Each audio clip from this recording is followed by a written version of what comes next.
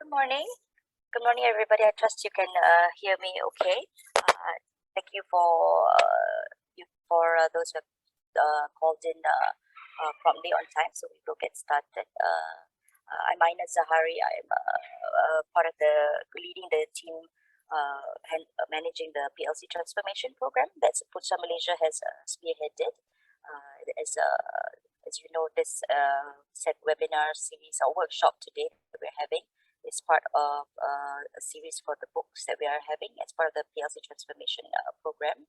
I'll just say a few words before I pass over to your core workshop training facilitators. Next slide, please. We have today audience from various corporate, from various companies, about at least 50 to 70. I think we'll get a few more. Feel free to interject at any time via the chat or raise your hands and things like that. But let me just cover a little bit about the PLC Transformation Program in case some of you are not familiar, but I suspect most of you would have been, we did set this out particularly to those we've engaged and also have already signed up also to the program. Next slide. So overall, in the PLC Transformation Program, there will be a series of 5 guidebooks. So this one covers specifically the first guidebook that we've launched in March. Hopefully some of you have had a chance to look at to peruse or look at that. But even if you haven't, don't worry, because this session will cover some of the core highlights of the book. So it's to help you understand some of the key concepts and methodologies and the key practices that we are espousing as part of the program. For participating PLCs throughout this journey, it is a program that lasts through the end of 2025. We will be, occasionally checking in with some of the PLCs to solicit your feedback on areas that you think you'd like to know more, or you'd like to hear from other corporate leaders, and also what are the best practices or things that you as an organization will take on over the course of the next 1 to 3 years towards performing better. So it's non-prescriptive in its approach, but we want you to, as you go through these sessions and the elements that we talk about, I would like to encourage you to just take the lens of what can you see and do for the company, so that so we won't be tracking per se, of course, but as you are the reps, or you help to influence some of the changes that will happen in your organization, hopefully you can help speed up some of the implementation where you see fit for your own organization. Next slide. So broadly, the intent is just to help provide tools, help provide sharing, so that each of our PLCs that are listed on Bursa Malaysia can transform and better. So this is the first of the 5 books that we'll be releasing, and we'll be releasing one end of this week, actually, on book 2 on sustainable, socially responsible, and ethical PLCs. But today it's about creating purpose and performance-driven PLCs. Okay, next slide. So I think so. We kick off with the books, and then we hope to provide some of platforms for sharing, for raising questions, for giving feedback, actually also to the team, either during the session or after the fact. Please get back to us on as we develop the next few guidebooks, so that we can make sure it's useful for you as corporate leaders. But then after that, we do hope to have participation and to have the implementation from each of you, because the program is really for industry and for PLCs collectively as a whole, so that we all do better. So with that, I think I will like to introduce you to your speakers for today. So the team is led by Sundara Raj and Reda Shukor. They are both partners from PwC Malaysia, and they've actually been instrumental in developing Guidebook 1. So they are your primary authors, if you will, of the book, which we've supplemented with case studies, in interviews that Bursa Malaysia and PwC has had with various investors and other corporate leaders, to try to put together some of the tools that they will be sharing. With that, over to you, Raj and Reda. Thank you. Thank you so much, Aina. I hope everyone can hear me well. Yes, my name is Raj, and yes, that is my photo. I'm so sorry, it doesn't look like me. I've been reminded by many of my colleagues and friends that the hair salons are open, and I've taken that under advisement, right? So I'm a partner in PwC Malaysia. I was the former CEO of our ASEAN's consulting business, and today I oversee our consulting business in Malaysia and Vietnam. As well as I sit on the executive board of the Malaysian firm. Really been a wonderful privilege for us to work with Bursa on developing these guidebooks. And I think we're very excited about this session today to share with you how you can use this guidebook as well as the content to actually improve performance. Let me just also call my colleague Reda to introduce himself. Reda, over to you. Thank you, Raj. Assalamualaikum and very good morning all. Thank you, Aina, for the introduction as well. My name is Reda Syukur. I'm a partner with PwC Malaysia. I lead our productivity consulting team, where over my 14 years as a consultant here in PwC, have helped a number of companies, various shapes and sizes, throughout their transformation journey. So those end-to-end experience in terms of how those companies have transformed is essentially what we have brought into our guidebook today, that we're very excited to share some of those key highlights and some of those war stories that, through our engagements, not just from our surveys and also engagements done specifically for this book, but also throughout our experience in engaging the wider GLCs and PLCs in Malaysia, as well as investors, and then bringing some of those insights to the session today. Very excited for this. Over to you, Raj. Thank you. And everyone, you would have noticed I consciously did not tell you how many years I've been in PwC. Too long. That's what my colleagues tell me. So without wasting too much time, and thank you again for everyone for making time for this session. I know it's early morning. I don't know if it was raining in your part of the city or the country, but it certainly was here. So it's a bit of a gloomy morning. So let's try to cheer you up with some knowledge. So can we go to the next slide, please? So today we're going to sort of give you an overview of Guidebook 1. Now, I think one thing for all of us to sort of internalize is the guidebooks are just sort of metaphors also. In addition to being content, they're also metaphors for the overall PLC transformation, the various elements of the PLC transformation. So you would have heard Aina talking about the various books coming out. We'll talk a bit about them as we go through the session. But just bear in mind that it's not just about the books. It's about the program around the books. It's about how we monitor, track, how we sort of engage each other.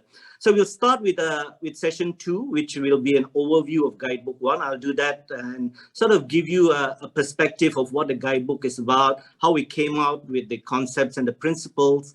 And then we'll go into purpose and performance-driven attributes, which Reda will take you through. We think we should take a 5 minutes comfort break somewhere in between, and we'll decide when that is. We'll continue with a session 3 on enablers. Now, you might be wondering what is attributes and enablers. And for the many of you who have actually downloaded the book and read it page by page, you would know what we mean. So I'm not going to elaborate on that too much, but we will be talking through the framework in a little while. We will close off with session 4 on practice aids and conclusion. So the book itself has quite a lot of practice aids, useful links, templates that you can use to actually sort of implement and bring the various principles to life. And we will close off with a self-assessment and some Q&A. Now, just to highlight, throughout this session, trying to make this interactive, and over the last 2 years we've all been through many webinars, and we're getting webinar lethargy, as I say, but we're trying to sort of bring this to life, and you would be given opportunities to do a few self-assessments using your smartphone. So have that ready with you, not too many, just a few. And this will also, I think, give everyone a chance to see how we can use the content of this book, the content of this guidebook, to actually bring those principles to life and how we can implement it. So let's move on.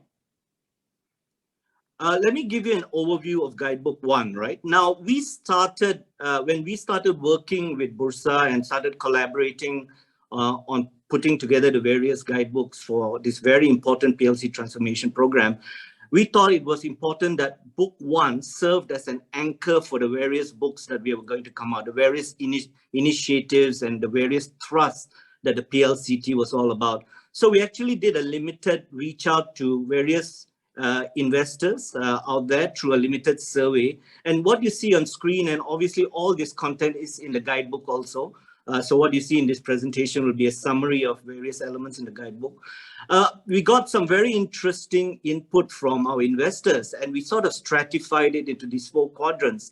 What's going well, what can be improved, what were their priorities, and what to share, what they wanted companies to share and disclose. Now, why investor community? Now, the overall purpose of the PLCT is actually to increase our market attractiveness. And we know that in order to have market attractiveness, it emanates from inside, and that is from our PLCs themselves. And as you can see here, what the investors say are quite interesting, right? They believe that there are quite a few things that are going well. Disclosures have certainly improved. And when you look at a more detailed analysis in the book, you'll see that many investors have said that many companies actually thrived or managed to actually use the pandemic to their benefit. In particular, the rise of e-commerce in many of our local PLCs has been quite prominent. So good stuff there.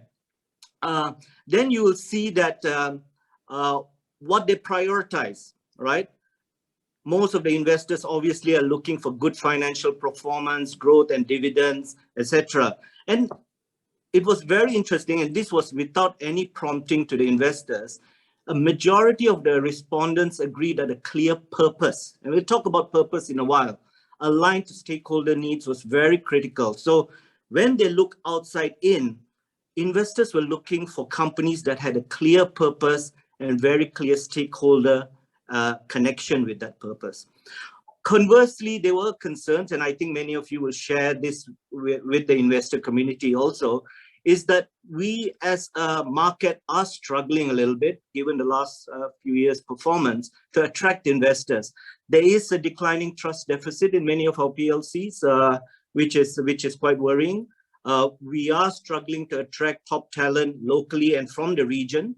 And our leadership capability changes, and we tend to, and I'm going to use this word, it's not there, we tend to sort of recycle leaders around our communities. And that's something that investors were quite candid about. And they're saying, where's the fresh blood? Where's the fresh energy? Where's the boldness that we want to see in many of our companies? In terms of sharing and disclosing, they've highlighted quite a few things, as you can see there, but there were concerns by some of the investors that while all this is great, they believe that some of our smaller mid-cap companies might find it difficult to actually share all these things, all these metrics, all these sort of insights in the business. Taking these perspectives, we married that with our discussions with our partners, Bursa, as well as interviews and discussions with many stakeholders, our knowledge base and our global inputs. And we came up with the content for this book, which, as I said, was the anchor for the various initiatives moving forward. So let me take you through some of those, the thinking process. If you go to the next slide, please, Elaine. So the first book is about purpose and performance-driven PLCs. What is this? What does this mean? A purposeful and a performance-driven PLCs generally have these elements that you can see. And look at that, it's right below there. Clear end in mind, adapt to changing business landscape, bold and measured business strategy, leading up to very strong sustained income and growth and profitability, value, increased top talent. And there are 2 elements there that interplay to make this happen, the purpose and stakeholder management, all right? And that gives you sustainable outcomes.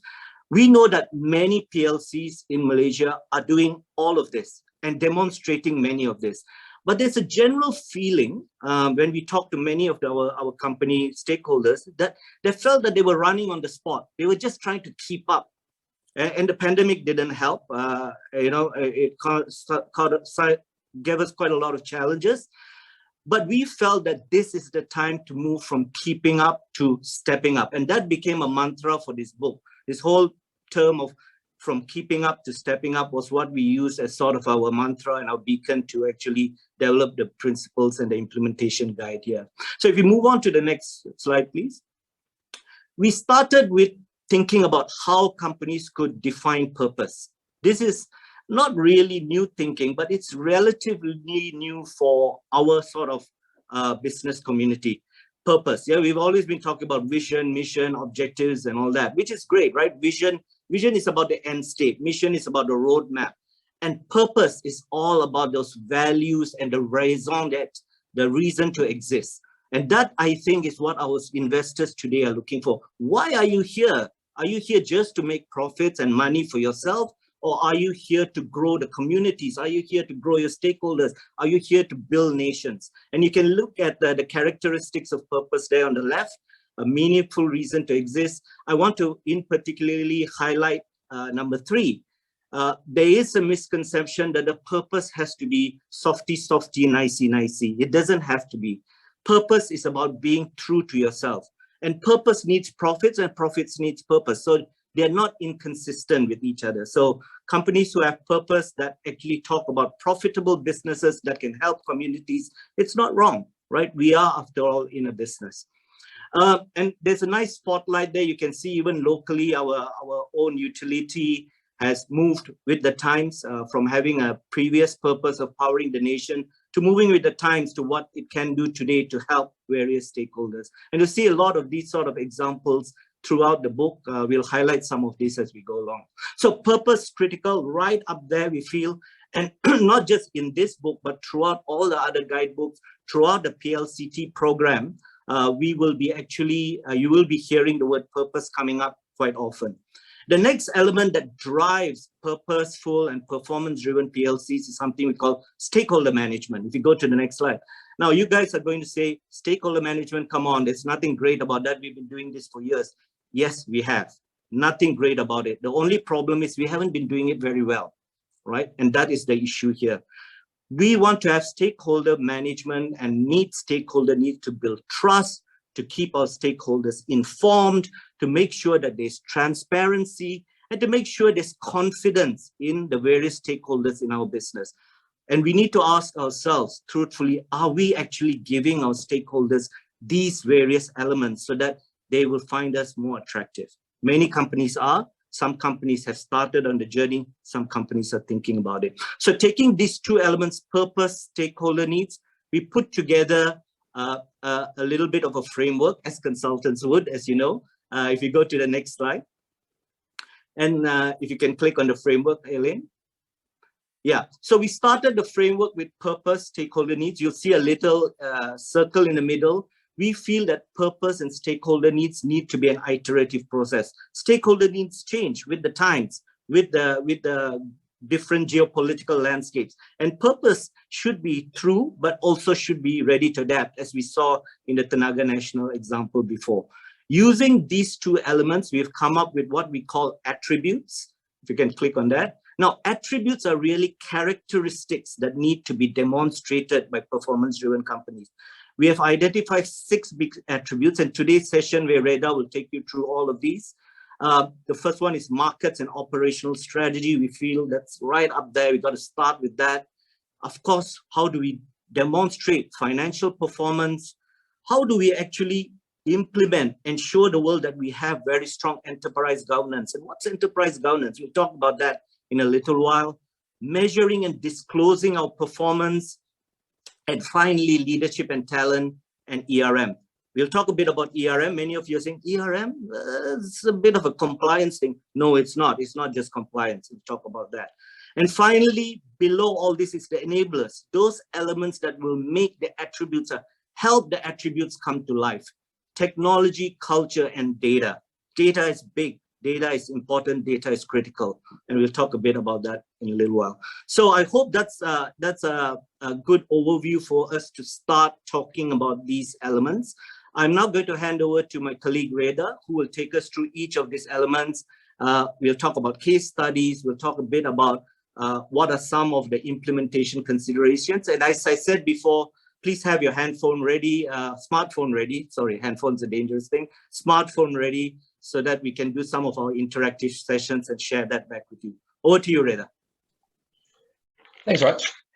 So in the next 45 minutes or so, we'll be going through an extract of what you'll find in Guidebook 1.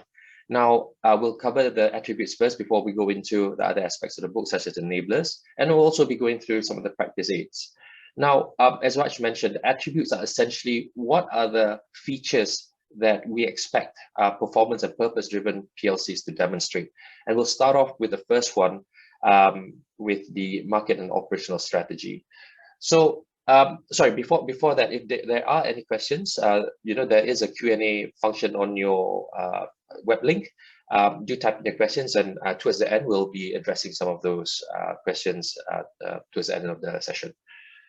Coming back to market and operational strategy, this is essentially the expectations from investors, from stakeholders, to understand how the PLCs, the organizations, have very clear strategies when it comes to deploying the right products and services towards the market. Now, it's not just about having the right products and services, it's about really understanding how do those products and services align to the overall purpose and business objectives. We also be looking at, we also be expecting PLCs to also have the right strategy when it comes to pricing. Have they actually priced these products and services optimally in order to not just maximize productivity, but also to optimize value towards the stakeholders?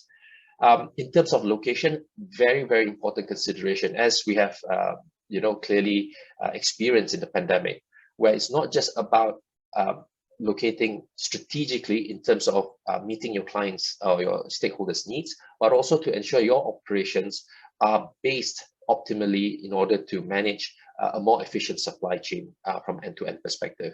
And of course, how do you then package it all together in order to differentiate yourselves with the market and provide a differentiated experience to some of your clientele customers? So this is more on the market strategy, which is essentially what you're going to put out there in the market.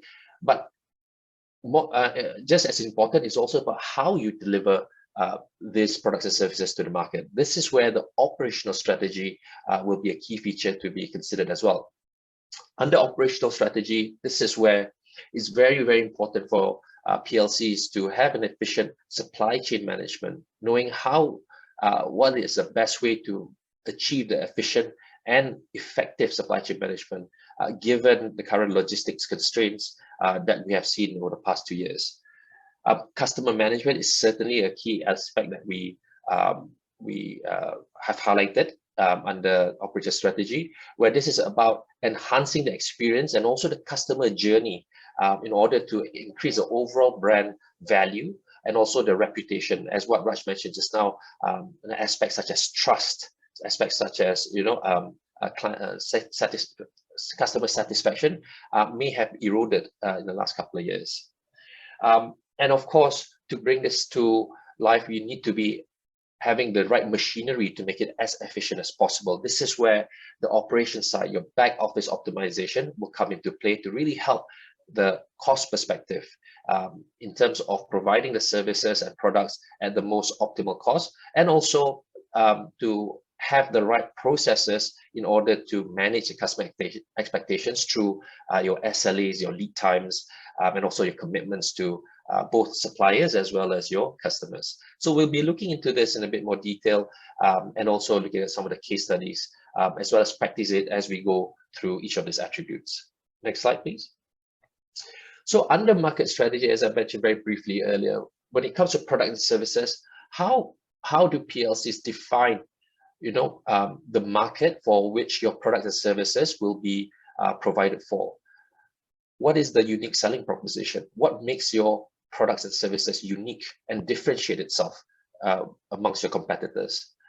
And what I mentioned earlier, most importantly, these days, the stakeholders have increased anticipation and expectation in terms of identifying what you put out there in the market in terms of your products and services, and how does that align back with your overall purpose and objectives.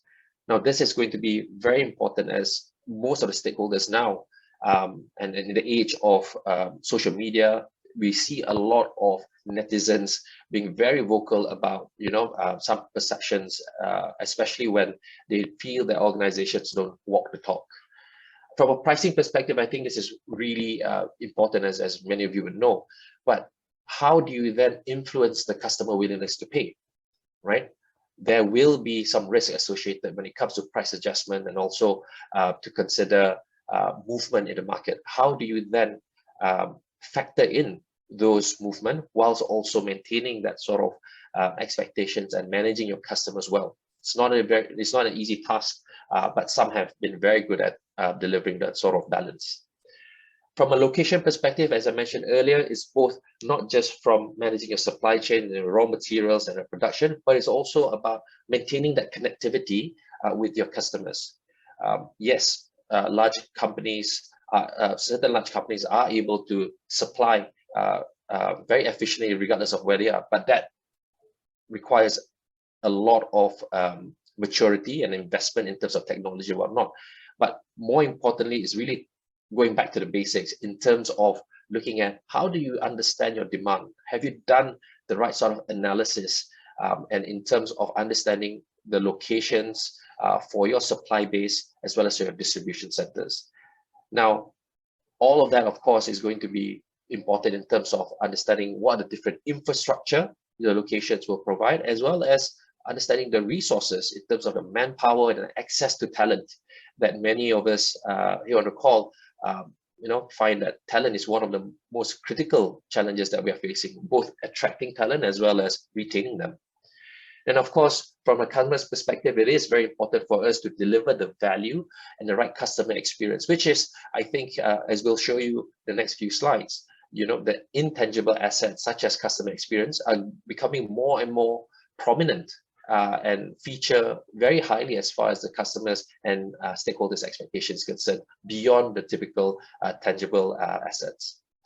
So throughout the book, and there is about 140 pages of Guidebook 1, where the first 80 pages are the core of main page, supported by another 60 pages worth of supplementary information. Throughout the book, you'll see a lot of case studies, and in this case, we like to feature a case study from Mr. DIY in the context of market strategy. Now, the reason why we felt the success story of Mr. DIY is something to be celebrated in Guidebook 1 is essentially the very significant growth that they have seen in the time of the pandemic. Now, they have not been, they have made the decisions to expand their branches and created more presence to connect with their customers through data analytics. And more importantly, they understand the importance of them locating their branches at specific high density locations, connecting with the rural community, and also looking at the supply base as well, using data analytics. Now, despite the challenges that was brought on to the pandemic, they were able to open 35 new stores across 7 states in Malaysia in 2021 alone, and they are continuing to grow. So this is one of the aspects that we felt, aligns very strongly in terms of market strategy. They know what they bring to the market, they know how to differentiate themselves, and they certainly know that to thrive in this challenging environment, they need to rely on technology and data in order to make those right decisions. Let's move on to operational strategy. Under operational strategy, again, just to recap, it's really about how do you deliver what you promise, what you set out to do. Now, in most businesses, the supply chain aspect is very critical, regardless if you're in the financial sector or manufacturing, or even in logistics. Now, supply chain management is critical for you to really understand, what is the right balance between the demand and supply, right? And how do you then align it together with your overall business goals? It's not easy, and it's a very difficult balancing act. Now, this is also important for us to ensure effective sourcing of goods. Gone were the days where we only go for the cheapest item. That's the people that are able to provide it fastest and cheapest. Now, this is because expectations for stakeholders has evolved over time.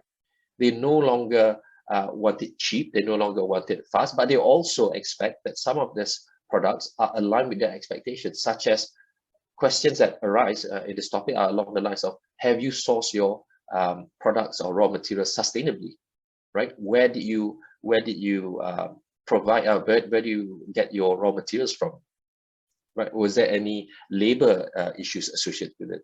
All this context are very important for businesses to factor in. because we have seen many large organizations, both in Malaysia and globally, take a massive hit in terms of their share value overnight because of some of the issues that were not aligned to their stakeholder needs. This is coming into the second point, which is customer management. How do you then factor in your supply chain, your products, and then weave that into a journey that resonates with not just your business objective, but also to illustrate and to realize the customer experience that you have designed for your customers. This is, of course, with the aim of enhancing customer satisfaction, a metrics that is gaining more and more importance in many brands when it comes to enhancing their value. And of course, to make this work, like I said, the machinery behind this is going to be important. Not only your supply chain, but also your support services in terms of your back office optimization. Many organizations that we have seen in Malaysia and also in the region struggle with this, where whilst there are a lot of focus in ensuring that the products and services are being delivered and meeting this customer expectation, there are leakages from a back office perspective, where functions such as your HR, IT, or even procurement functions may not be optimized to manage costs and leverage the value that you have optimally. So this is where considering the back office optimization will help to release some of that value into your value chain, right? And in this case, a case study that we wanted to highlight is more from a global perspective, the large US-based retailer Target. Well, of course, they realize that they have massive experience in managing one of the most complex supply chain, not just in the US, but also globally. But they realize that when it comes to meeting client expectations, the sustainability angle is becoming more and more prominent. Unfortunately, it's not an area that is their forte. This is where partnerships with other organizations, NGOs, and institutions help Target to re-evaluate their supply chain in order to make it more sustainable, right? And sustainability here is not just in the context of tree hugging perspective, greenwashing, for example. It's really about how do you make your operations more efficient, right? How can you have a more efficient supply chain that reduces waste and optimizes your overall operations? Because at the end of the day, those are going to be translating into dollars and cents saved, right? Saving the environment is obviously a byproduct of that, but at the end of the day, it's really about how do you leverage a more sustainable supply chain in order to achieve a more efficient operational process. We'll move on to the next attribute, which maybe is, Reda, if I can interrupt. Yes. Sorry, I saw a question up there. I was trying to answer, but I couldn't. The question was actually, what are some of the key metrics that companies should consider under market operations strategy? On page 28 onwards of the guidebook, there's actually a compendium of possible metrics for market strategy as well as operational strategy that participants can actually look into. For example, if you look at in terms of market strategy, we're looking at what are some of the product strategy metrics like product sales performance, product reach.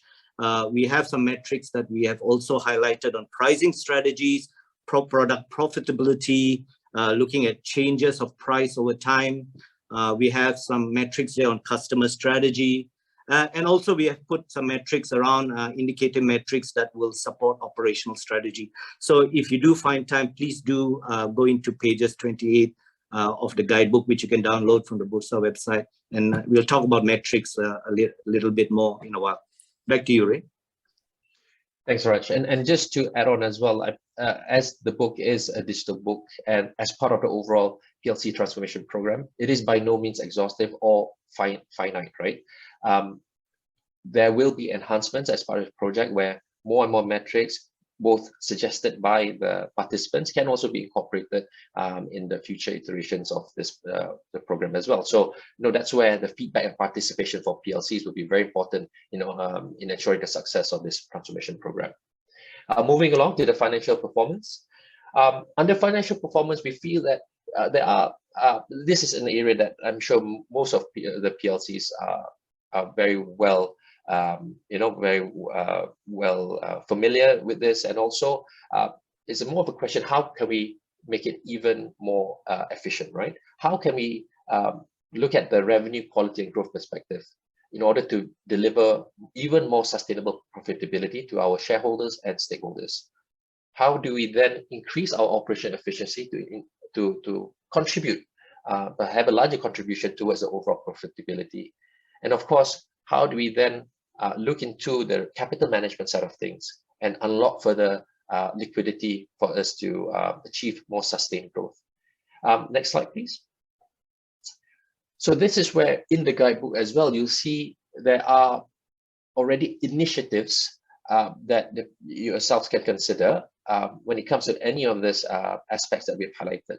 Under revenue growth, revenue quality and growth, how can PLCs achieve this? It's essentially, these are some of the ideas that were thrown in terms of reducing some of your dependency through diversification, reducing that concentration risk in order for you to optimize your revenue quality. And of course, within your portfolio of products and services, there will be some suboptimal or non-performing revenue streams. It's not easy for us to cut those ultimately, but how do you find a better balance in reducing the efforts and resources for those non-performing revenue streams and channeling that into high-performing revenue streams and optimizing your overall portfolio?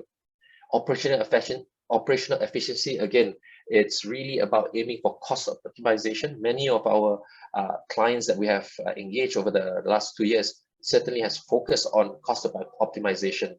And of course, there's no surprises that leveraging digital solutions have certainly helped to achieve this. But again, we'll touch on data and technology as we go into the next few slides as well. But over and above just looking at it from an optimization perspective, it's also about looking at your operating model. How do you then rethink and reconfigure your current cost structure, right?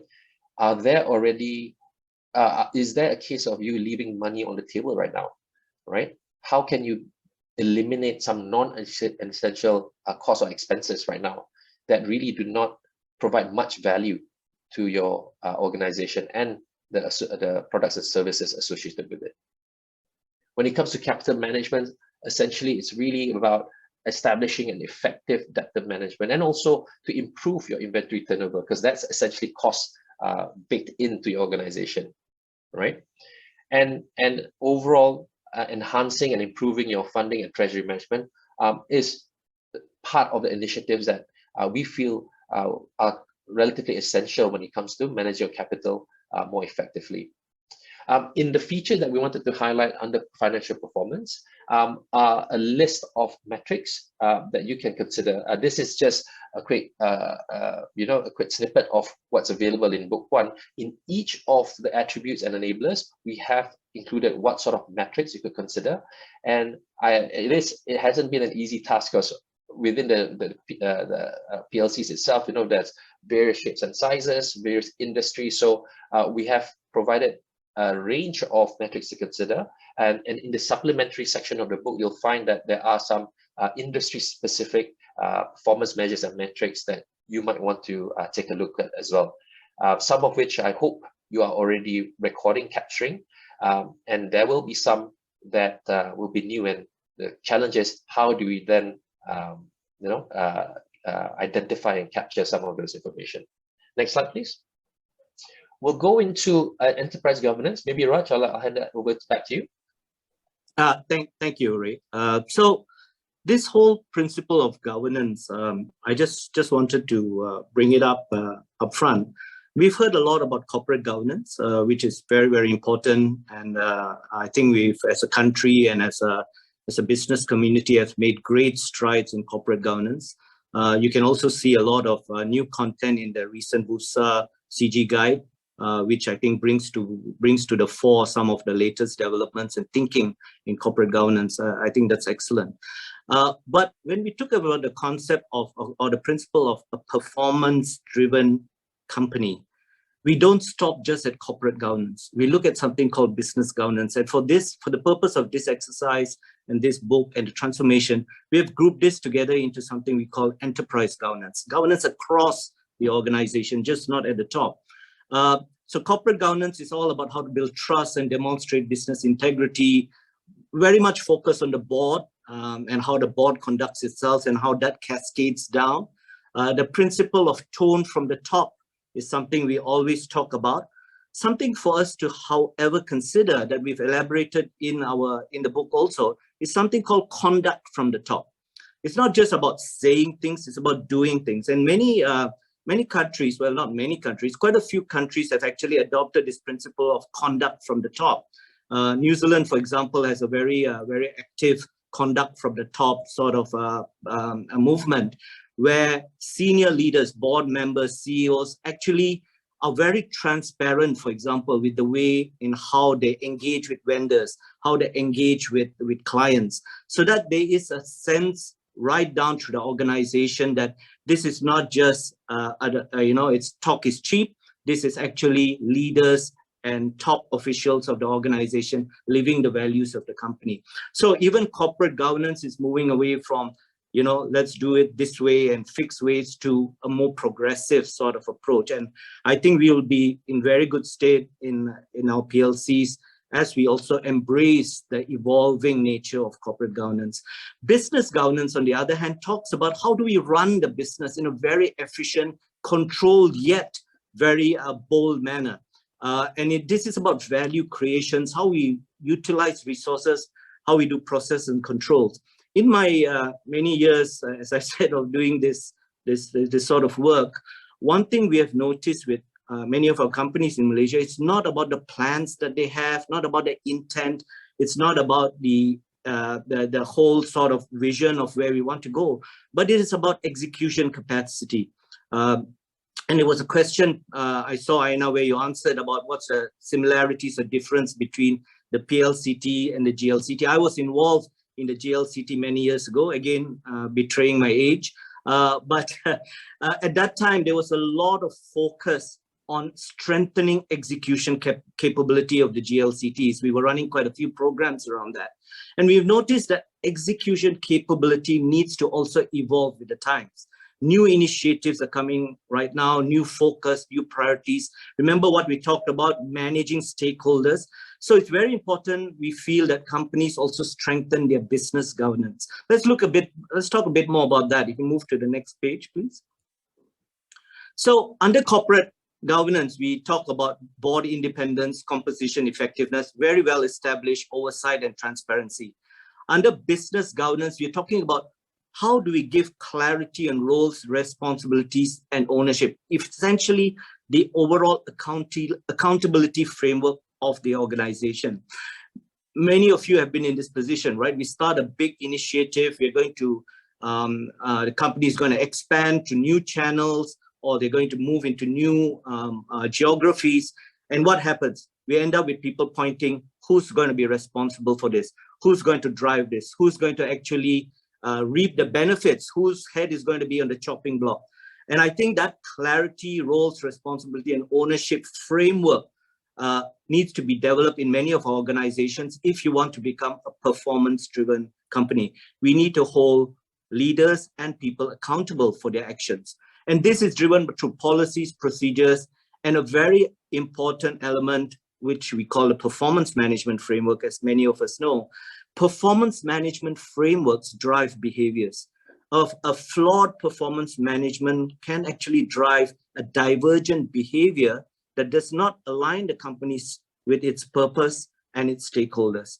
A very strong performance management framework, which inculcates the right behaviors, rewards the right attitudes and behaviors, will go a long way. So we feel that in order to transform into performance-driven PLCs, we need to look at this together. The corporate governance part of things, which is balancing between two elements, conformance versus performance. Many of you are experts in this area, so I don't have to belabor that point. Conformance is the compliance side of things. Performance is actually the operation side, getting the value from the business. That balance is critical, all the way down to business governance, making things happen in the organization. We have elaborated a bit more in the book on some of these elements, but there's a case study here that just spend 1 minute on this. it's the case studies in the book are not all about great stories. They're also lessons learned, thought joggers. And Wells Fargo is interesting as a case study.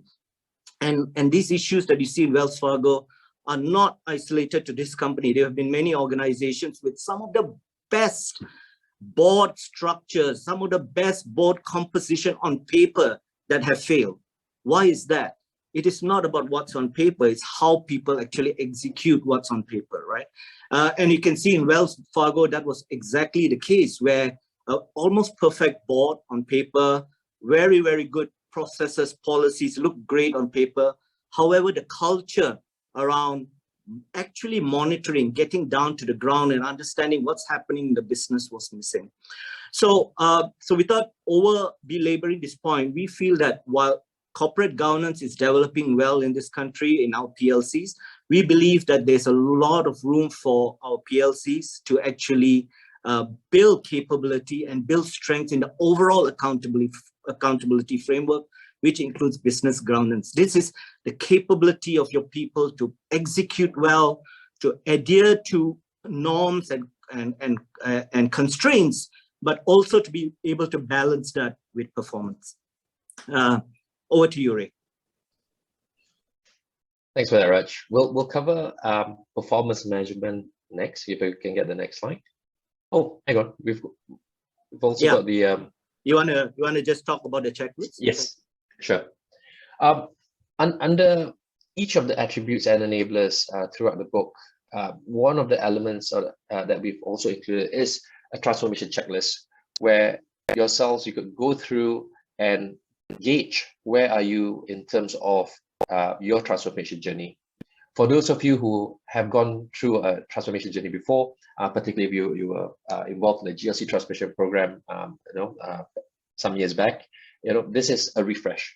But essentially, we can appreciate how under the PLC Transformation Program, there are various sizes and scale of organizations that may not necessarily have the luxury or the opportunity to go through a transformation before. So that's where we have included some of these considerations, a checklist, if you may, of what the essential items that you may want to consider, and just as a quick dipstick test as far as the transformation is concerned in relation to each of these topics. And in this case, enterprise governance, for example, if I can just extract item number 5, do you conduct periodic assessment and an independent review to evaluate your board effectiveness? We know that it's probably a surprise if many on the call from the PLCs do this regularly. Even when we look at the GLC's perspective, this is something that they are conducting perhaps more robustly nowadays as compared to a couple of years back. So, and that's because of the change in the market sentiment as well as stakeholder requirements.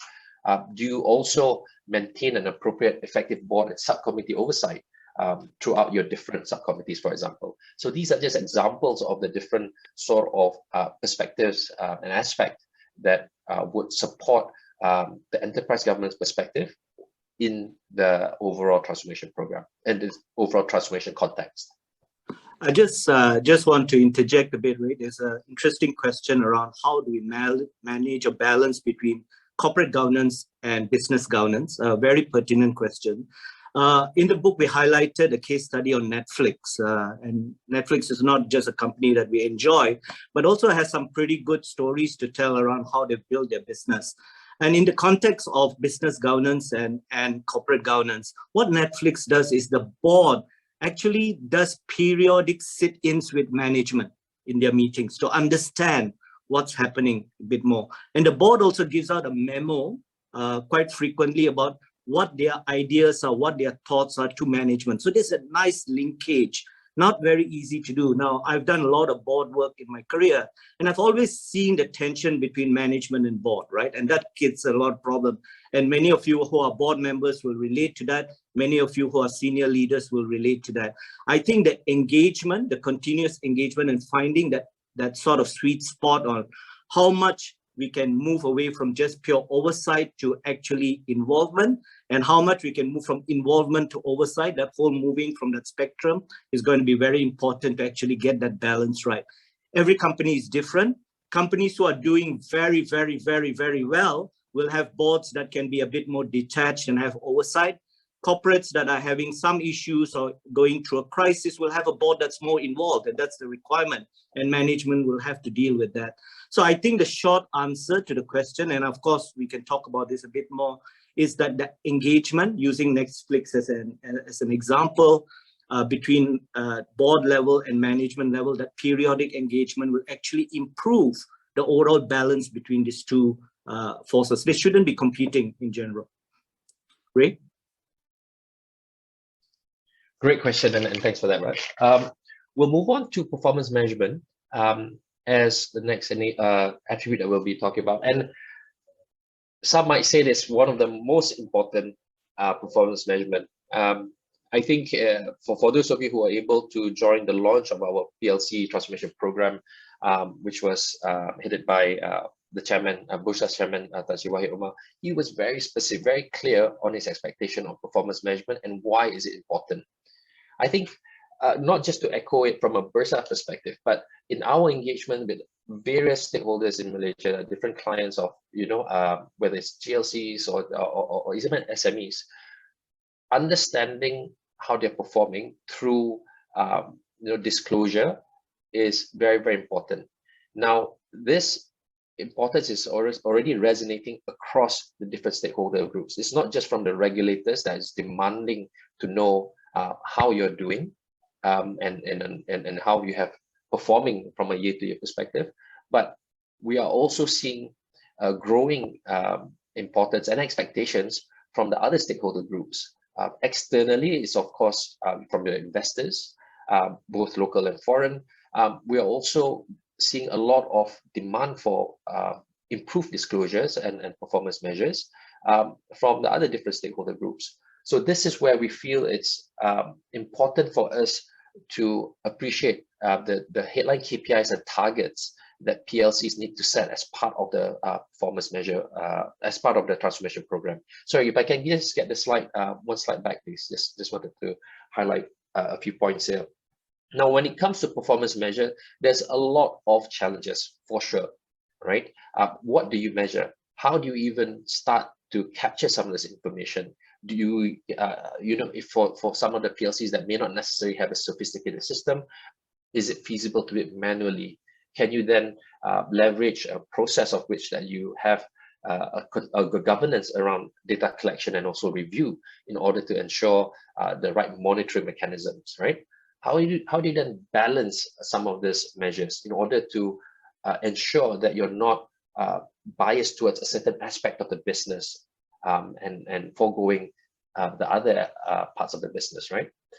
And also, once you already captured information, once you analyze it, how do you then ensure that this is then communicated in the most impactful way to the right stakeholders in order to make some of these performance measures more transparent? So these are some of the very common and very real challenges that we're seeing that the PLCs are sharing with us, and we felt that it's very important for us to bake this in terms of our framework for performance measure.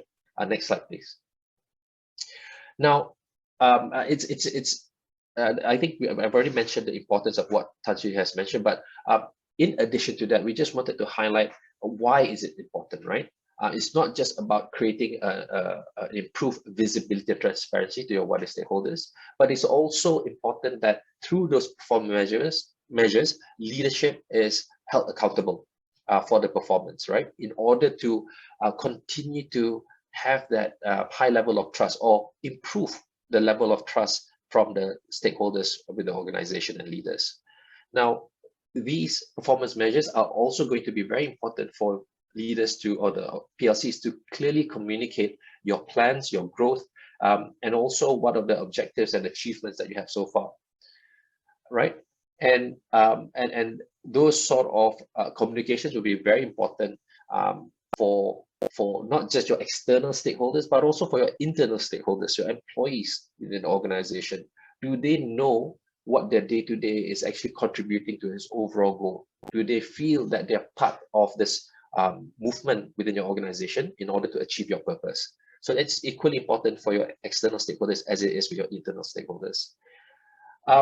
So, you know, if you can't measure it, you can't improve it. I think that's a, you know, having worked with Tan Sri Wahid over the past couple of months, he's very passionate about this, and certainly an area that we feel needs to be provided more importance for many of the PLCs moving forward. Next slide, please. But when it comes to performance measures, I think within the book itself, there are a lot of perspectives that we've shared in terms of ensuring that your measures are all well defined and also balanced and whatnot. So do take some time to go through that. But what I wanted to touch here is really about having a multi-dimensional measure perspective. Traditionally, it's really about measuring and disclosing the quantitative measures, right? But as we have seen coming up more importantly over the last couple of years, the qualitative measures are becoming more and more prominent from the stakeholders, and these are the ones that you know, through the AGMs, through the feedback sessions with the stakeholders and shareholders, they are demanding more qualitative information being disclosed by the PLCs. Things like employee satisfaction, things like accountability of product perception. How do we start using our data collection mechanisms to capture the right kind of information in order to translate those measures into the qualitative perspective? I think in the next slide, it will just give you an idea of what we call the financial and non-financial measures that we have illustrated. Again, these are non-exhaustive. There's plenty more in the book that you could have a look. But I just wanted to touch upon the fact that there has been a paradigm shift in terms of the stakeholders' expectations as far as what to disclose and what constitute value. You know, 40 years ago, it's really about, okay, tell me about the tangible assets, which is essentially financial and the physical assets. But you know, as we're seeing, as recently as 2 years ago, the importance have shifted from the financial or the tangible assets into non-financial, non-tangible sort of disclosures. Now, this is why it is very, very important for the PLCs to expand and consider expanding the non-financial measures, of which it might be very customized to some of your industries. In this case, we've included 5 sample industries here, but again, do refer to our supplementary document to have a look at the other types of measures that you can consider from both financial and non-financial perspective. But again, one point to note here is, whilst you consider some of these performance measures, these are also some of the measures that will align very closely to some of the other operational needs. For example, some of these non-financial measures are things that you could certainly leverage in your separate sustainability disclosures as well. So it's not for an isolated purpose, it is all interlinked, and you know, you could leverage the efforts in order to capture some of this information for multiple purposes. Let's move on to the next attribute, which is the leadership and talent management. Again, in our engagements with the PLCs throughout this program so far, leadership and talent management has been highlighted as one of the key pain points, and also the area that they feel is most important for organizations and PLCs to invest in.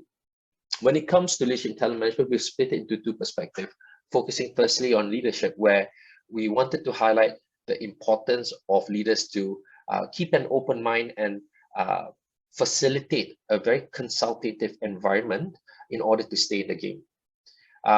And we've also seen the importance for leaders to demonstrate their ability as well as their willingness to adapt to change.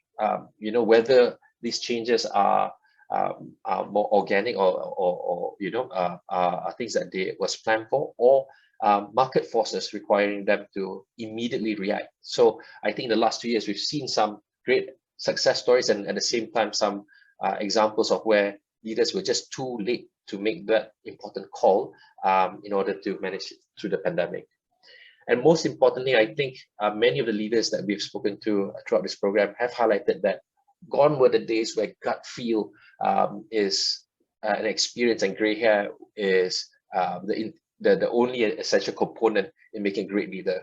This is where we've seen the evolution, where leaders who are more data driven in making their decisions are the ones that are thriving in the market right now.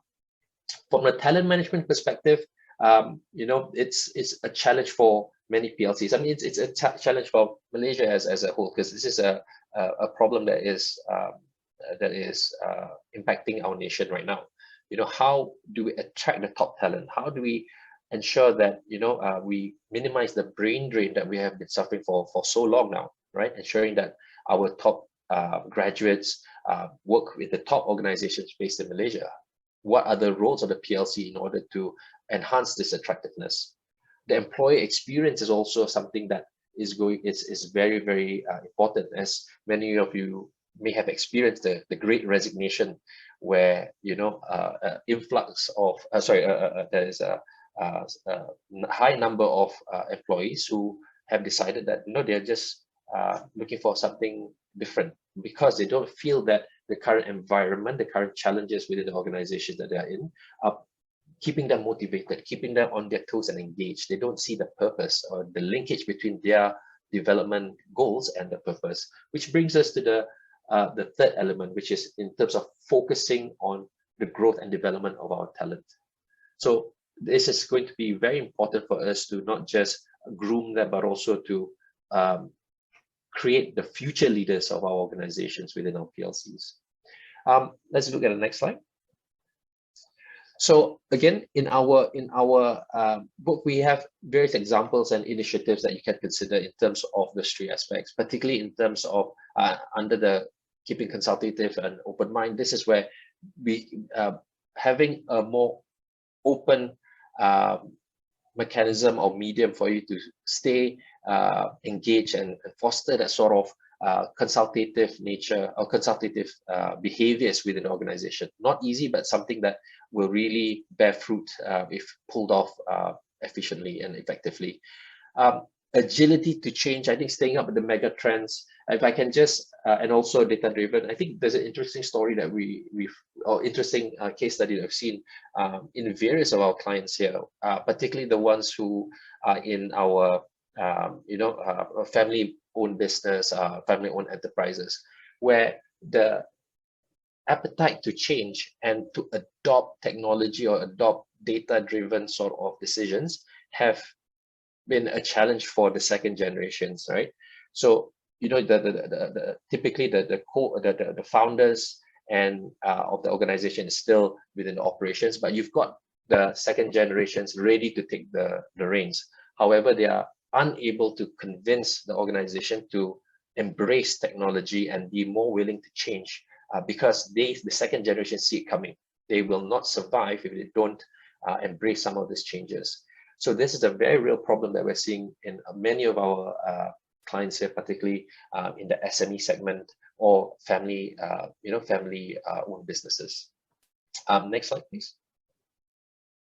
Right, now we've come to our first exercise for today, and we wanted to do a very quick poll, and also to get your feedback and a self-assessment exercise, essentially. So if I could ask all of you to take out your smartphones and get the cameras on to scan your QR code. For those of you who are still on the Nokia 3210, again, this is a topic about agility to change. Highly recommend that you move on to smartphones.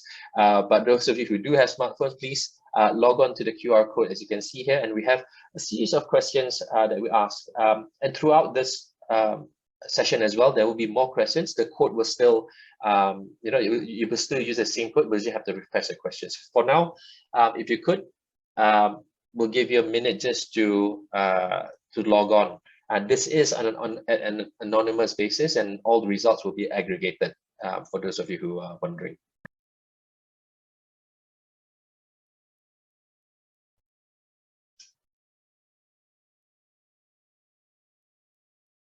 Okay.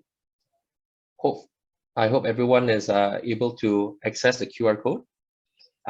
For those of you who were not able to access by QR code, I think the link is also provided in the chat box. And do refer to the chat box for the password if you require so. But if you are scanning it on the QR code, it'll take you immediately to our quick self-assessment tool. There are a few within one question. I mean, we split it into 3 areas to understand how would you rate yourselves from a scale of 1 to 10, in terms of the 3 leadership components that we've just discussed.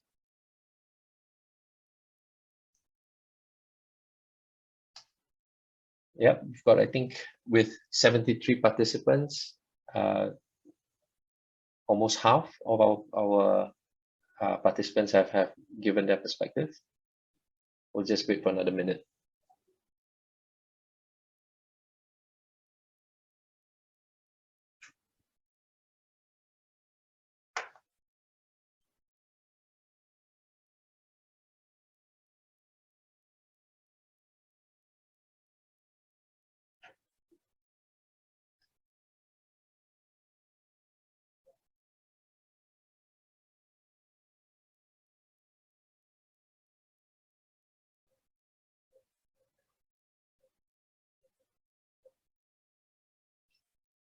I think the feedback so far from almost half of our participants have been encouraging that, based on your leadership observation, leadership styles, most are around a 7 or so, rated about 7 or so. So that's very encouraging.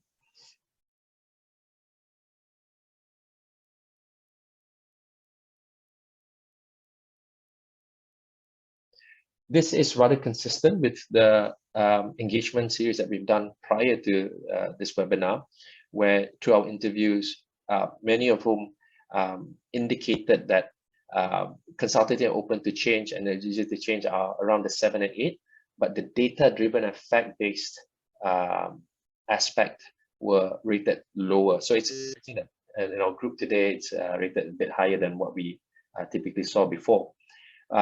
And just to expand on that story is that the data-driven perspective is actually related to 2 things. One is the ability to capture the right kind of data.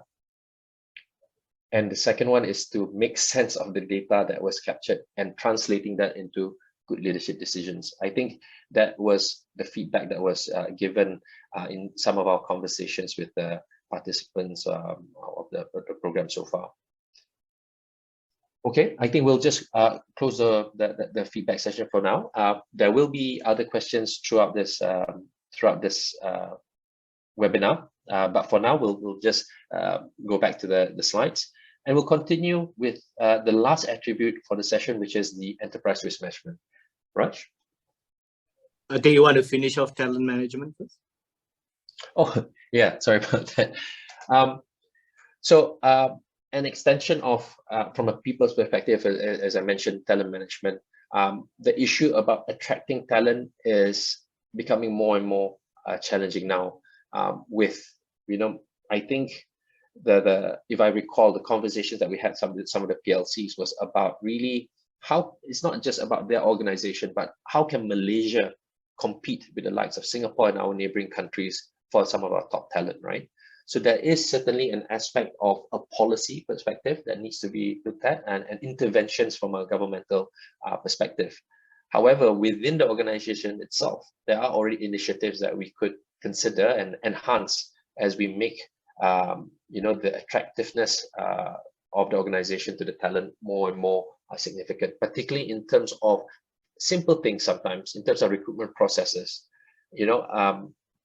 We have heard various feedback and stories from PLCs and even from PwC's own recruitment process, where people are comparing processes and they're given feedback to say, look, the reason why I decided to join the PLCs because the other organization, other offers just took twice as long just to give me a contract paper, right?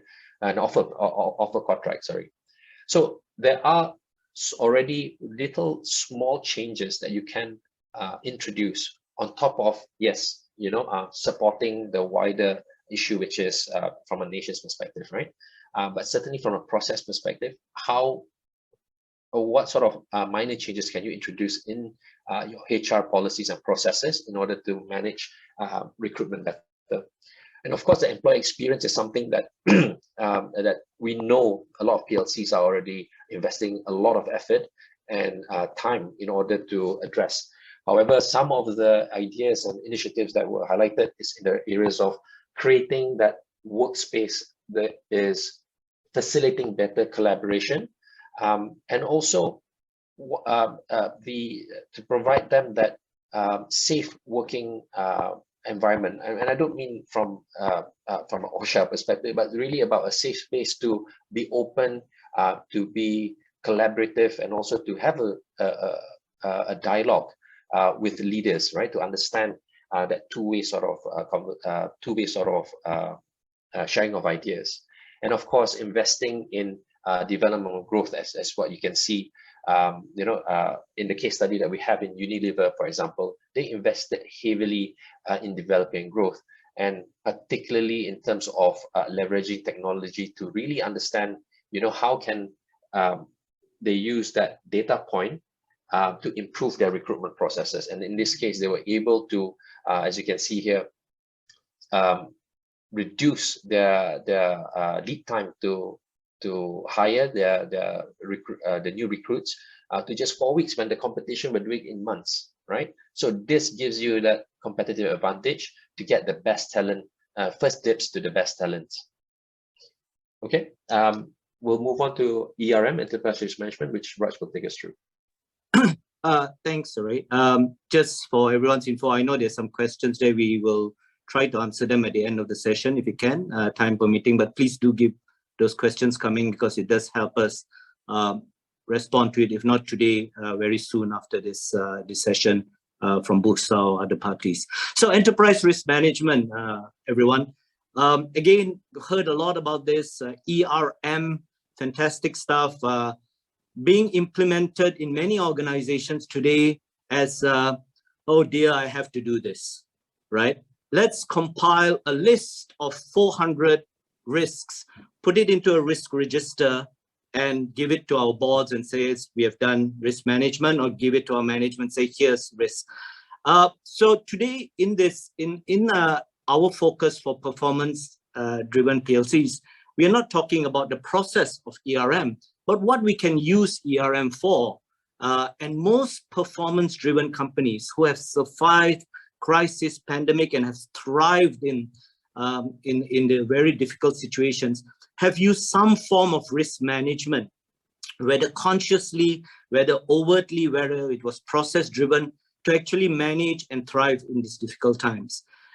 So ERM is really, as many of you know, and maybe all of you know, it's a holistic process for managing risk. It starts with objectives. It moves on to identifying events that could impede the achievement of objectives. Now, risk is not about just putting your finger in the air and saying, oh, that sounds like a problem. A problem is not a risk, as you know, right? A problem is an issue. And that differentiation between risk and issue is something I think many of us are familiar with. So identify your objectives, look for events that could impede the achievement of that objectives. Those are risks. Identify those responses that will reduce, mitigate, avoid, share those risks, and finally make sure that those mitigation actions are monitored and aligned across the organization. There's one aspect that many performance-driven companies have, we have noticed, have adopted in ERM, which is the last part, which is alignment. And what I want to share with you is when we have a risk, many of us come up with responses, right? We need to come up with responses to actually reduce or manage or avoid the risk. There's one aspect that sometimes is sort of forgotten, which is the alignment of those responses or controls. So companies come up with a control to say that, oh, we are going to have a share price issue because there's so many competitors in the market. So our mitigation plan is to reduce prices, right? Sounds great, right? We might get higher take-up. But the alignment of that action with various other elements in the organization, how does that control or respond actually impact production? How does it impact profitability? How does it impact stakeholders, the various investors who say that, If you reduce your price, great, you might get bigger take up, but are you going to get more profitability? I've lost interest in you. So I think that alignment is the first thing that we need to sort of make sure we have, and many companies are doing that very well in ERM. The other thing is moving away from pure loss mitigation to actual value enhancement or value harnessing value. So risk, when we look at risk, there are three definitions, right? You can look at risk as an uncertainty. We don't know what's going to happen, so we mitigate it. We look at risk as a threat or a hazard. If we don't do something about this, we are in trouble. And the most nebulous concept of risk is risk as an opportunity. High-performing or performance-driven companies look at this last aspect and use that as a mantra for them. Whenever I identify risk, I'm going to look for an opportunity on how I can turn this to my benefit. And therefore, you see here the benefits of ERM is when you use risk management to actually harness opportunities, you actually realize greater value. You are in a better position to effectively manage your scarce resources. You're resilient to market disruptions. When there are changes in pricing, when there are changes in market dynamics, you have actually put in place those controls, those responses that will make you one step ahead of your competitors. And that is really critical, right, in these difficult times. And of course, the more traditional, let's manage costs and potential losses. So when a risk happens, when the market crashes, we can mitigate our losses by transferring it through insurance or diversifying our products. So ERM is critical. I just wanted to highlight, I won't belabor this point too much. We have all PLCs have an ERM process in place, but how do we now take this one step above to not just being compliance driven, but opportunity harnessing and value driven? There are a couple of case studies on the next slide that we have put in the book, and there are a few more elements in the book. You can see how our very own Maybank, I don't know if there are many people on this webinar from Maybank, but you'll be proud to see how Maybank has pivoted using risk management to actually be more digital, and during the pandemic to introduce account opening capabilities for SMEs online, so you don't have to be physically there, and resulting in profits. And this is publicly available information. So very, very good use of risk management to actually capture value.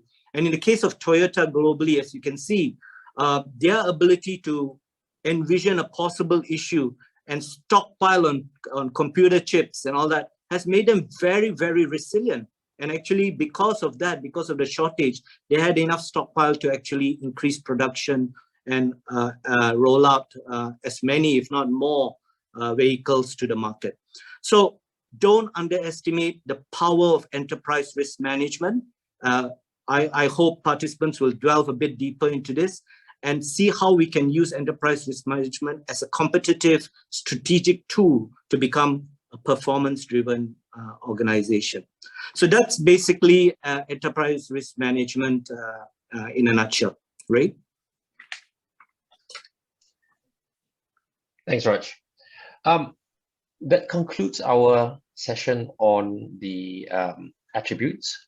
There are 3 enablers for us to go through, but you know, we have been speaking for a while, and I thought we'll give everyone a quick comfort break, perhaps maybe just 4 or 5 minutes, if you could, you know, so just for everyone to just get off the seats, stretch a bit, and we'll reconvene at 11:25.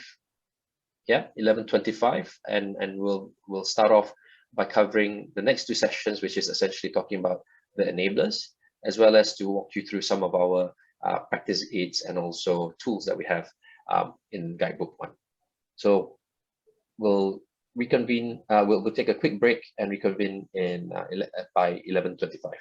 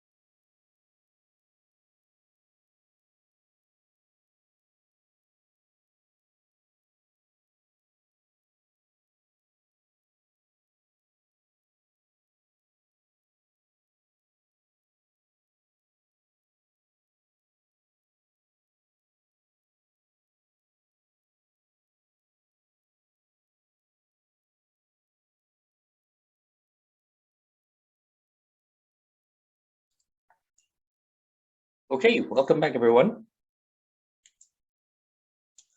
Apologies to keep the break very, very brief, but you know, we do. I think we are slightly behind time, but I think we can.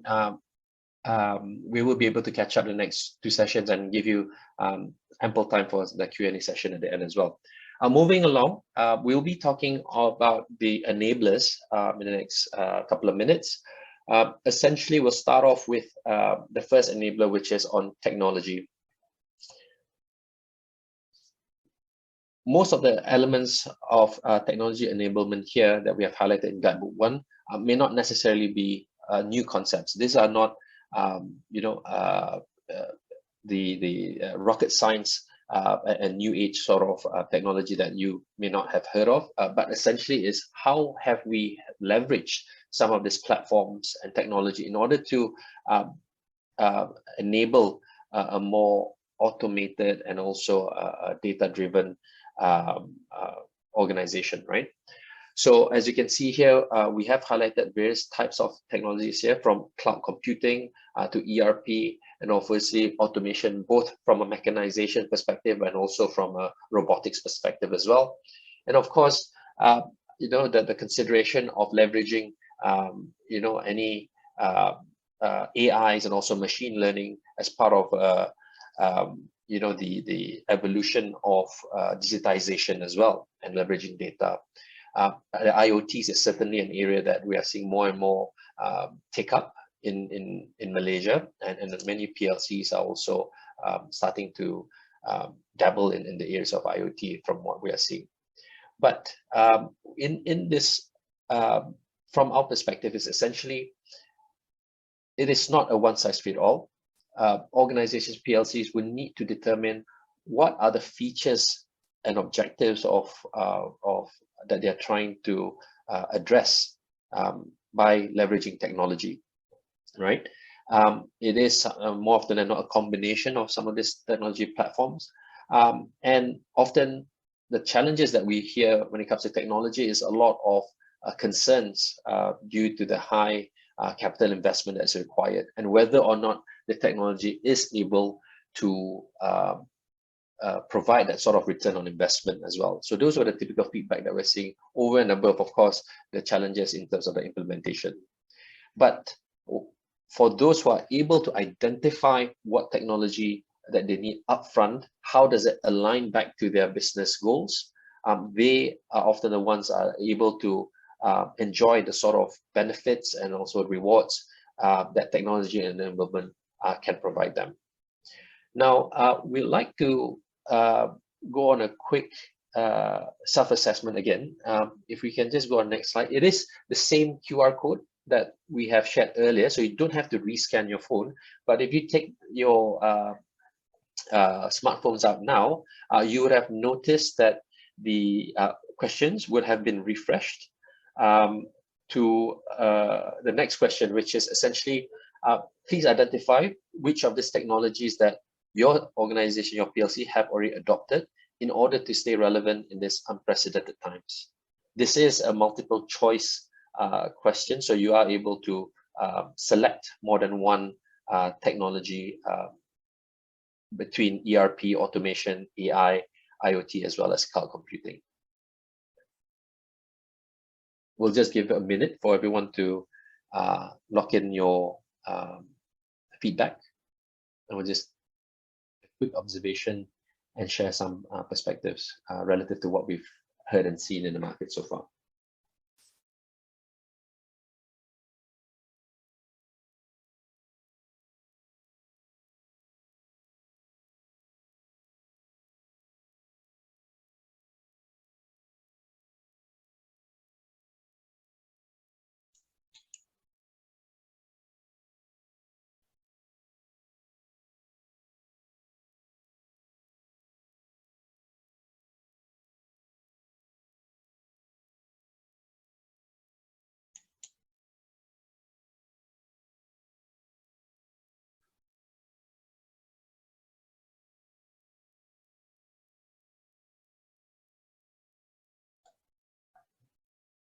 Thanks to those who already locked in your feedback. And whilst we also welcome anyone else who have yet to provide your input on this question.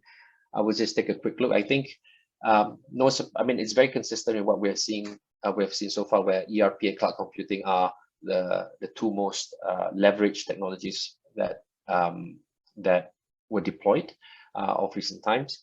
And there's also no surprise that AI and machine learning are the technology that has yet to be, I suppose, used extensively by many of the organizations.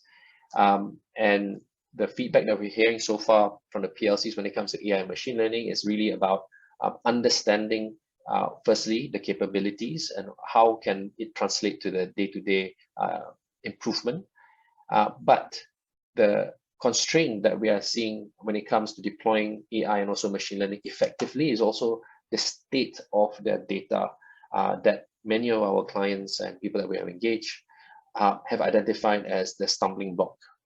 Some who may already have an appreciation of the potential benefits of AI and machine learning find that they are unable and not the readiness to adapt and adopt those technologies may not necessarily be sufficient, as the data hygiene at the moment may not necessarily provide them the platform to leverage AI effectively. Great that we got automation up there as well. I think that's certainly encouraging and consistent with the feedback that we've seen from the PLCs before.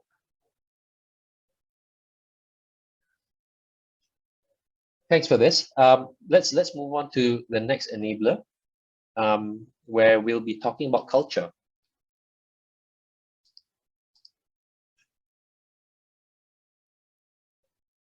One more slide down, please. Thanks.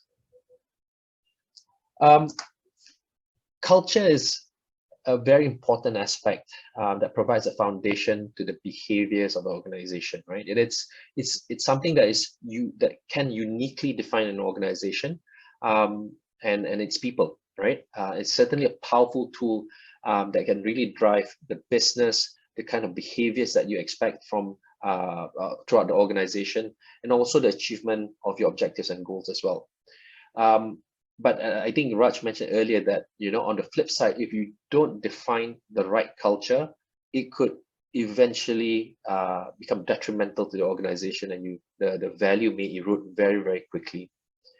So within culture itself, there are certain elements that we wanted to profile a bit more, which is essentially in terms of pushing or driving innovation as part of the culture, looking at driving or improving the retention, and this is essentially in relation to the cultural fit of an individual to the organization and its purpose, and of course looking at it from ensuring that there's enough engagement and deploying the right initiatives to drive continuous improvement programs and improving the culture overall, right? And last but not least, essentially, is looking at supporting the performance of the culture with the elements such as integrity and embedding strong risk culture perspective into the organization through the policies and procedures as well. In the guidebook, there are various case studies that we've included. And in the interest of time, I think that there are two that we highlighted here, but maybe I'll just highlight the one from Adobe. Essentially, they have looked at different sort of interventions in order to foster better continuous improvement and improve employee engagement by essentially making sure that the processes and also the policies are in line with the employees' personal and also business aspiration and growth as well. Now, this helps them to this helps the employees to demonstrate or provide more innovative solutions and continuously stay engaged with the organization. As you can see here, this has translated into an overall improvement in the performance with a 15% improvement in terms of their employee engagement as well. 15% improvement on a year-to-year financial growth by focusing on client engagement as part of their culture. So this is just one of the many stories, and we, through our engagements with the PLCs in Malaysia, I think the culture is something. Culture is certainly something that is becoming more and more important, where various leaders, particularly the CHROs, are spending a lot of time and effort to define what is the right culture, and how do we then embed the policies and procedures within the organization in order to facilitate those behaviors that they are expecting the organization to demonstrate. So Ray, maybe if I can just interject here on culture, participants, I think there are a couple of points I just wanted to sort of emphasize. Quite some time back, I had the privilege of meeting one of these management gurus, a guy by the name of John Katzenbach of the Katzenbach Institute. And he told me personally that you're not going to change culture, man. You have to start by changing behaviors. And I think that whole behavioral change program is what many performance-driven companies have embarked on and have successfully done. Culture takes years, right, to actually form, but behaviors can be changed relatively quickly. And more closer to home, I don't know how many of you have seen the interview or the session by YB Khairi Jamaluddin in Geneva, where he was at the World Health Organization talking about something called BS. And that's not BS in your context, but BS as in behavioral science. And both Reda and I were privileged to actually have been part of the COVID immunization task force last year, where we were working with YB Khairi and many other teams on actually driving the immunization program. And throughout that discussion and the ways of working, we noticed that driving behaviors, anything we could do to drive behaviors yielded significant results. So one of the things we would urge PLCs to think about is, how do we change behaviors? What are those elements that could change behaviors? The performance management framework, the KPIs, the purpose. I think these are elements that we feel must be embedded for companies to transform into full-blown purpose and performance-driven companies. Thank you, Ray. Thanks, Raj. I certainly agree with you there on the definition of BS, in case there's any confusion there. Let's look into the last aspect of the enablers, which is data. And for those of you who were around throughout the PLC Transformation Program some years back, data is one of the differences between what we're seeing in this PLC Transformation Program and the one that was driven by Khazanah before. Back then, data may not have been significant, or it's, the prominence of the importance of data may not have been as it is today. Hence why we felt that as part of the PLC Transformation Program, we need to profile data more, because many organizations have thrived and excelled in the usage of data in order to foster growth even further. I think earlier we've shown you the examples of the case study from Mr. DIY, where they've certainly leveraged the use of data and analytics in order to expand their market presence and meet the customer demands. But in the context of data for the Guidebook 1, I think we just wanted to highlight the importance of leveraging data, where it is able to really unlock a lot of value, particularly in terms of capturing the sort of insights that is required to meet your customer demands, looking at it, leveraging data to identify what's important for you to define the customer experience and personalize it and differentiate yourself in the market. And certainly internally, it's also important for you to leverage the data to understand, as what Raj mentioned, the behaviors that your employees and the talent within your organizations are facing through the right sort of analytics, right? And the usage here is quite endless. But as I mentioned earlier, whilst there's a strong appreciation on the importance of data, many are still struggling in translating the usage of the data effectively. I think if I can, refer to some of the feedback that we received, is really, the starting point, unfortunately, hasn't been right. To get the right kind of data, you need to set the structure correctly in order to get the right sort of hygiene and effectively use the data. However, if those sort of objectives and also structure are not laid up upfront, that's where it will sort of snowball as you move forward, and that data may not be used effectively. So many of whom are struggling in this perspective are essentially, one, trying to get the house in order. I think there are even a few GLCs that are embarking on this journey in order to clean up the data, improve the structure in order for them to leverage more from the data and mine it effectively moving forward. But that, of course, requires a fair bit of effort, as well as identifying the right sort of technology for you to leverage upon, and translating that data into useful insights. We also wanted to feature an extract of our call to action, and as you would have seen in our guidebooks, each of the attributes enablers will have the call to action. In this case, we just wanted to highlight 4 areas that are relevant to data. PLCs that are more successful in leverage data are the ones that successful in the transformation program are the ones that are able to embed analytics and data as part of a key component in their decision-making process, embedding it in the day-to-day discussion, whether it's from the board or right down to management level. And it's also to have a rigor in reviewing the data sources and ensuring that any gaps with regards to data capture, particularly the ones that are aligned to your performance metrics, are identified and addressed relatively quickly. And of course, we just spoke about how it's important to influence the behaviors in order to cultivate the right sort of culture. Certainly, the same can be done to embed data as a data-driven culture as part of the behaviors that you can inculcate throughout the organization.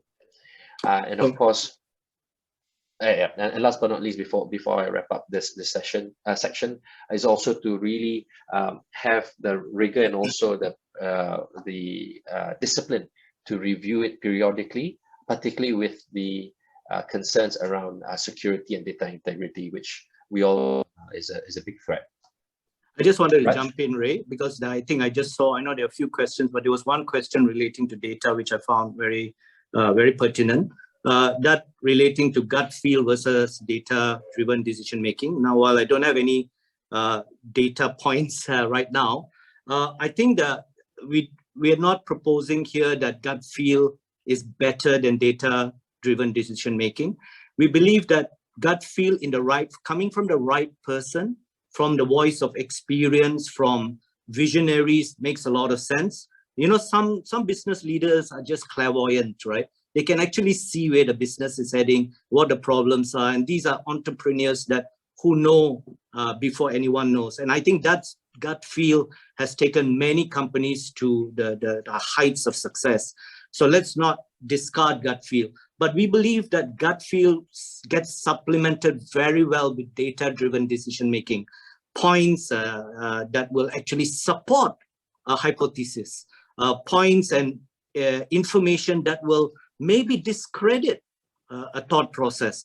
And I think that's what we're promoting. And performance-driven companies, we know, are using a lot of data points to actually support gut feel, visions. Even purpose-driven companies are using data. So there's this famous saying, right? Paralysis by analysis. Too much data and you go crazy. But the converse side to that is extinction by instinct, right? Many companies have just died off because they just relied on gut feel. So I think the messaging here is a very sensible use of business acumen coming from people who know how to run businesses and have great ideas, supplemented by strong data decision-making. I think it's a very good recipe to build strong performance-driven companies. Thank you, Ray.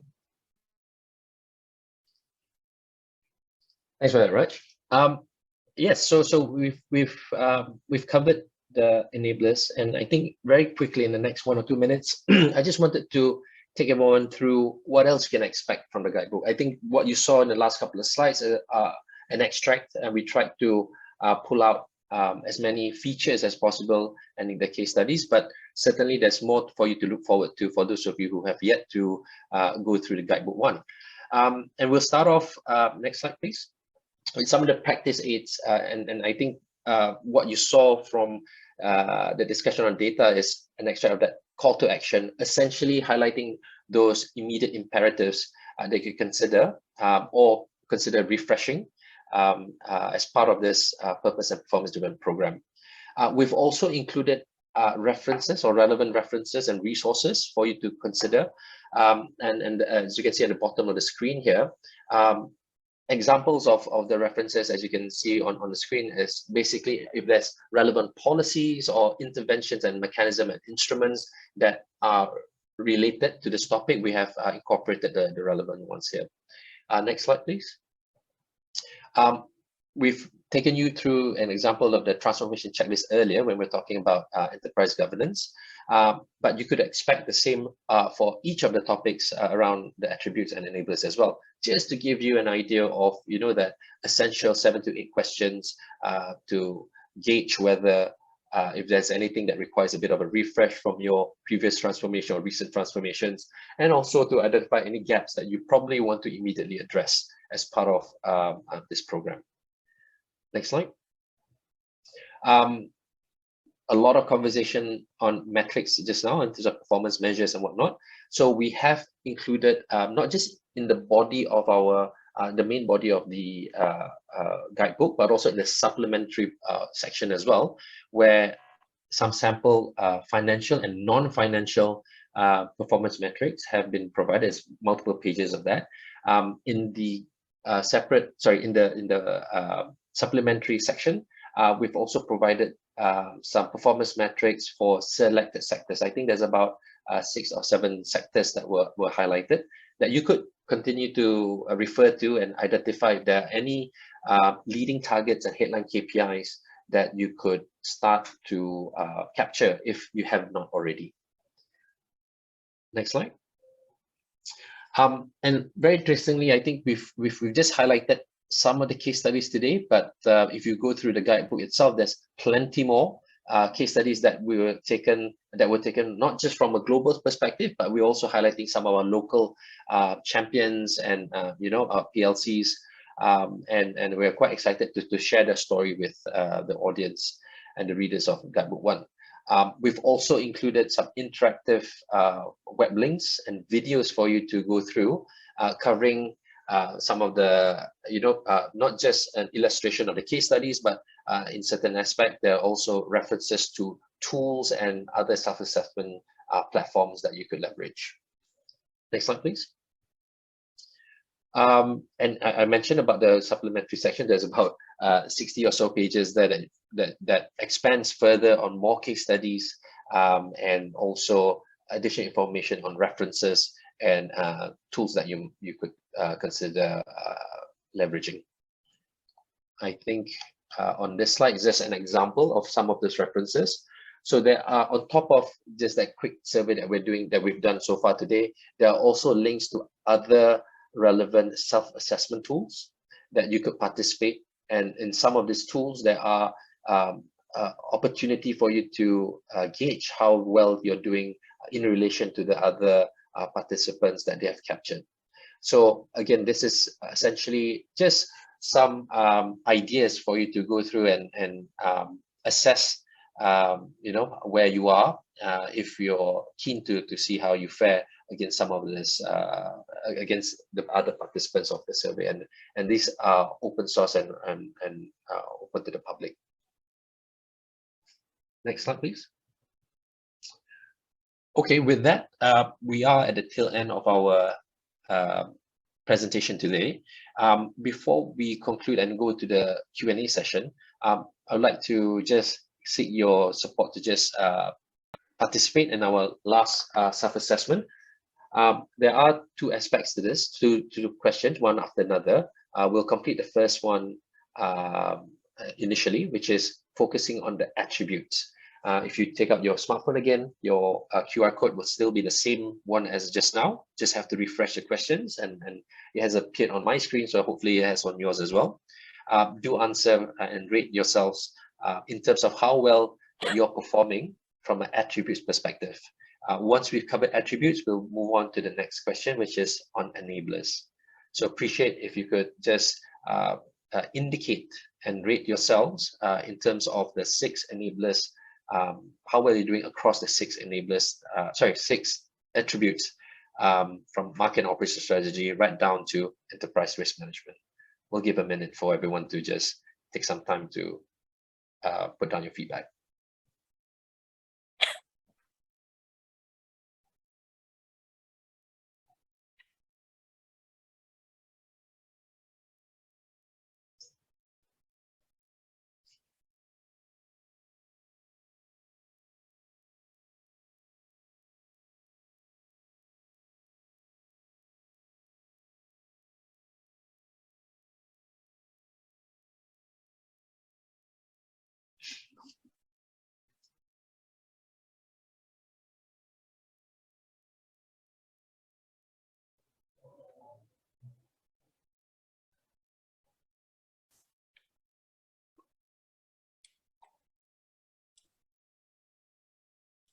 Okay, interesting. I think it's no surprise that, given you've got, this is a Bursa hosted event, that enterprise governance is certainly one of the higher rated ones. So that's encouraging.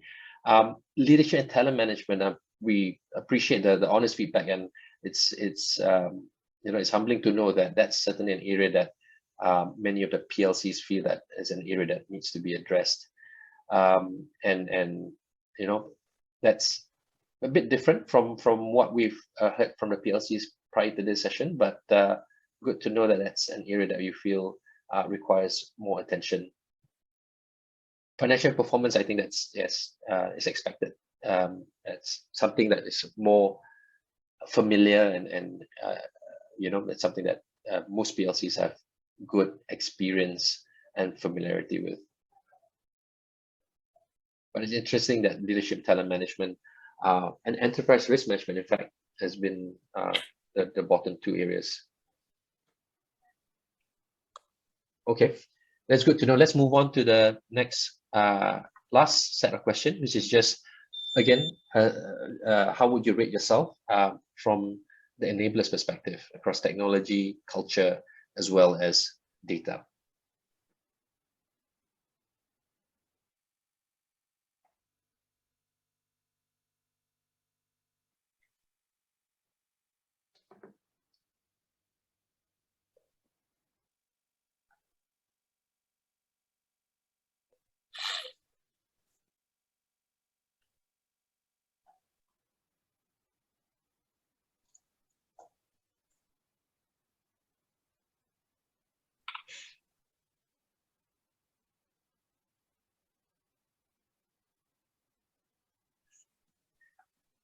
As you get more feedback, I think it's clear that all 3 enablers there's a reflection or a perception also that it's an area that requires improvement throughout all 3, right? Where on average, the PLCs are saying at best they're on the 5 midway point. So there is a question of what's stopping us from embracing technology, from leveraging data more extensively than we do now. Does a culture of the PLC, the organization, the leaders, contribute to perhaps the reason why some of these technologies are not necessarily being deployed as effectively as you probably want them to? So food for thought, and thank you for your feedback. Raj, I'll hand it over to you just to go through our conclusion slide.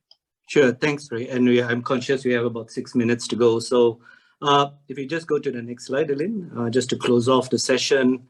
I hope you found this useful, not just as an introduction to a book that we are not selling. We are basically trying to get everyone to adopt the principles of performance management and performance improvement rather than the book. And I said it's not about the book, it's about the book is a metaphor also for the whole transformation. But I think you will notice that a call to action has been sounded by Bursa, which we subscribe to also and think and we are together with Bursa in this purpose that we feel that once PLCs move up, I think all of us will tend to benefit from a more attractive marketplace. We would urge PLCs to espouse a very compelling purpose. I just received a text from one of my friends who is in the participant and said that, Raj, share with us, how do you get purpose? It's not easy. Well, purpose is actually something that sits in the intersection of 4 important elements. First question we need to ask ourselves is, what does the world need from my company? What does the world need? The second one is, what do the company's people, what are they most passionate about? The third attribute is, how can companies create economic value? And the fourth attribute is, what is unique about this company and the way it can operate? At that intersection, if you draw a Venn diagram, your purpose will emerge as you ask these questions of yourself. I think that's an important principle that we can all adopt and make sure that we come with compelling purpose. And you heard Reda's elaboration of attributes and enablers. Just sort of as a moving forward, as I said, there are a few more books coming up which will round up the program.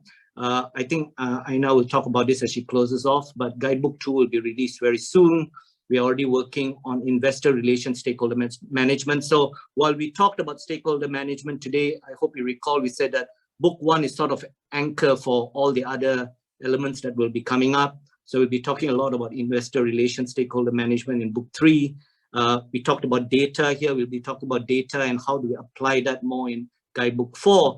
And in this bigger sense of purpose, Guidebook 5 about how companies can actually manage stakeholders and work with stakeholders in nation building. So thank you very much for your time. I know we have 3 minutes. Would you like us to take Q&A or shall we close off? Maybe I'll just, actually, you know what, it's more for, let's maybe take one question if there's one or two questions, if there's anything burning. Yeah, maybe if I can just answer one of this, which I think is quite interesting. What are the challenges boards are facing? And this was one of the questions that came earlier, so we're going out of priority. What are the challenges that boards are facing with leading transformation? A lot of challenges, right? And as I was thinking through it, I just wrote down some of the points that came from my experience. I think when we looked and have been involved in many transformation programs, one of the biggest disconnect between boards and management is the envisioning of the end state. Everyone has a different thought about what the end state will look like. My envisioning of an end state to Reda's, to Aina's will be very different. It is therefore very important to state a project definition very clearly on what that end state will look like in various dimensions. Sounds so simple, but we have noticed that many organizations in a transformation don't actually do that very well. And I think that is that's one element that stops smooth transformation between boards. The other one is, I think there's always a conflict between the speed of execution. When you're sitting at a board level, and many board members on this call would agree, you have a top-down view, and we will always ask this question, why can't we go faster? Because speed is of the essence in any transformation. From a management point of view, from an employee point of view, there's so many constraints that stop us from making that change. The important communication between what those constraints are, establishing enterprise risk management and proper strengthening of business governance elements is going to go a long way to give comfort to boards that these constraints are actually relevant and true, and therefore the speed of any execution of transformation is not being curtailed by unnecessary forces. The final thing is an information blackout. When we discussed with many board members on how they felt some of their transformation were going many years over the years, I think some of them said this, and this is very shocking. I don't know what's happening. I really don't know what's happening, and I don't know why it's so slow. So I think this information flow is going to be very critical to enable boards and management to work harmoniously in driving transformation. And finally, 2 points, trust and actually urgency. There needs to be trust between both parties that we are doing this for the benefit of all. Once that trust is broken, one party is going to be divergent. There needs to be a sense of urgency, a burning platform, which is a cliche, but it's being used quite a lot. on how to make this transformation happen. So I think, I know these are some of the points we've noticed in real life situations around what actually stops boards from handling transformation. So I'll probably stop here because we have kind of run out of time. So back to you, Anna. Okay.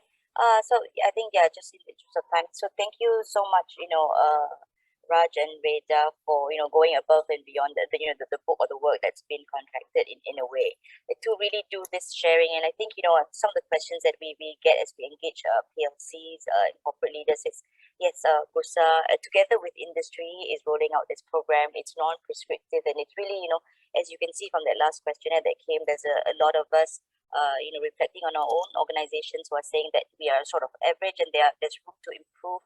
All we are saying is, use the tools that are available, reflect. And please, I think what's more valuable is from after this session, if you can, when you find the right opportunity to have the conversations with some of your, fellow senior management, or to see what makes, which one or two practices you can't change and you can't do it all, and not every change is applicable to your organization. So we're not prescriptive in any sense, but just help see what one or two main actions that you can do. I think that would be great. And then from Bursa's perspective, we're very much keen to hear your feedback, whether it's on the books, whether it's on sessions like these that we can help to bring together and reach out to other industry experts or other corporate leaders that you would like to hear too. So I think for those of you who have been engaged by us, who've seen our overview decks, you have either my team, my number, or my team members' emails or phone numbers. Please reach out to us at any time.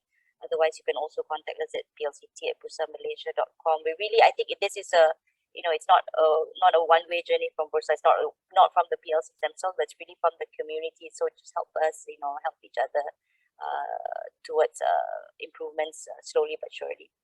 Thank you so much, everyone, for taking the time, and I hope this has been useful to you.